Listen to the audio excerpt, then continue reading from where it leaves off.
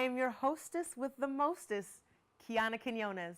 Hello and welcome to the new season of The Late Night Charge, the only campus talk show that provides you with funny, weird, and maybe some cool news from around the world and the sorry, I can't say UNH anymore.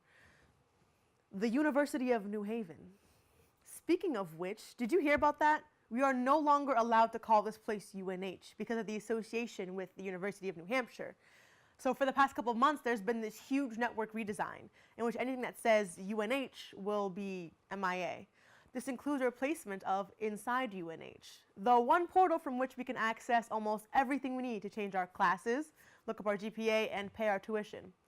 So good luck registering for classes at the end of the semester. Now, before we really get started, I want to point out this beautiful new set. We have this fancy news desk, right? These big TV screens and these lights. We literally went from the set of Friends to Good Morning America. Hello, we are on the come up. Now, let's go get to the hard news. A local newspaper in Southern California has started naming a Squirrel of the Month, featuring a new squirrel with a name, a small profile, and this has started exciting readers.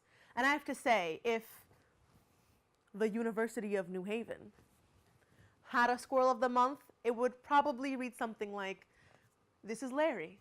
Sometimes you'll see him fighting with his friend Tom in front of Buckman, or hiding in the trees behind Cap looking for a nice little honey, if you know what I'm talking about.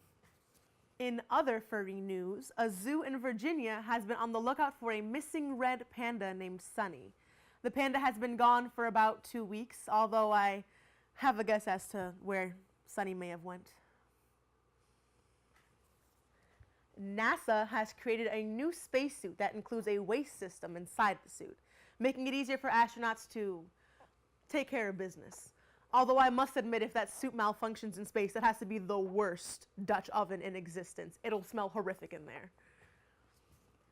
A young couple from Massachusetts gave birth to their son the day after the Super Bowl. And in honor of the Super Bowl, they named their son Brady after the Patriots quarterback, Tom Brady. Now, when I first heard this, I thought it was a little ridiculous, but then I remembered that I'm literally named after a famous fitness expert. So I hope that little Brady's parents weren't hoping that Tom's legacy would rub off on him, because if he's anything like me, he will not meet expectations. Now, that being said, in honor of little Brady, I have a list of the top baby names of 2017 and what they sound like. First, we have Olivia, the type of girl to crop you out of Instagram photos even though you look good. It's really because she's a hater. Sorry, not sorry. Next time, do better, Olivia. We have Ethan, the one kid who says he'll invite you to his frat party, but then doesn't know who you are when you arrive at the door. And then we have Isabella. That girl, she's the girl that does no work in the group projects, but then presents in class as if she actually did. And then finally, Brady, the one kid who loves to deflate things. The C-store has started selling pre-made egg rolls in the frozen and refrigerated section. And I'm not going to lie, I'm a little curious as to how they taste. Just don't put me in one of those NASA spacesuits. I'm not ready for a malfunction. Since Valentine's Day has passed, I think it's time that we reflect on this year's most endearing Valentine's Day cards. I'll be your daddy. I want you more than an Oscar. Man, that'll never get old. And finally, you Barack my world. Oh, that was too soon. Thank you, Internet, for always keeping it sexy. We have a great show for you today. We have Bruce Barber from WNHU. He is here, so please stick around.